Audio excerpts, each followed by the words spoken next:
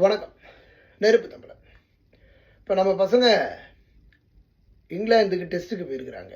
இதுக்கு பேர் ஒரு டெஸ்ட் டீமா அப்படின்னு துப்பி விட்டு கடந்து போயிடலாம். இந்தியாவிலேயே ஒரு இங்கிலாந்து டூருக்கு போயிருக்கிறது உண்மையிலேயே ஒரு மோசமான ஒரு டெஸ்ட் டீம்னா இப்போ இவனுக்கு போயிருக்கிறது தான். எந்த ஒரு மூத்த வீரரும் கிடையாது. நம்ம ராகுல் இருக்கிறாப்புல, வேறு யார் இருக்கிறா? பும்ரா இருக்கிறாரு, வேறு யாராவது இருக்கிறாங்களா அப்படின்னா மூத்த வீரர்கள் இந்த அணியில் இல்லை. மூத்த வீரர்கள்லாம் எல்லாம் காலி.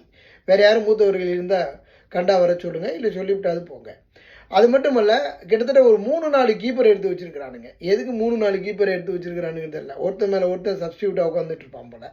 அது மட்டுமல்ல, இந்த ஆல்ரவுண்டர் பவுலர்ஸ்னு சொல்லி ஷர்தில் தாக்கூரெல்லாம் எடுத்து வச்சுருக்கிறானுங்க. இதெல்லாம் எதுக்கு அப்படிங்கிறது புரியலை.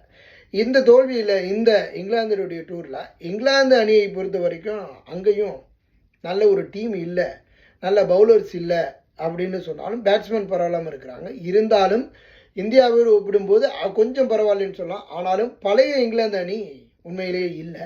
ஆனாலும் இந்த இங்கிலாந்து இப்போ இந்தியா சென்றுள்ள இந்த இந்திய அணி உண்மையிலேயே ஒரு மிகப்பெரிய தோல்வி அடையும். இதோடு இவங்க டெஸ்ட்டு விளையாடுறதுக்கு இனிமேல் விளையாட போகுமா அப்படிங்கிற ஒரு நிலைக்கு வரக்கூடிய வாய்ப்புகள் இருக்கும்.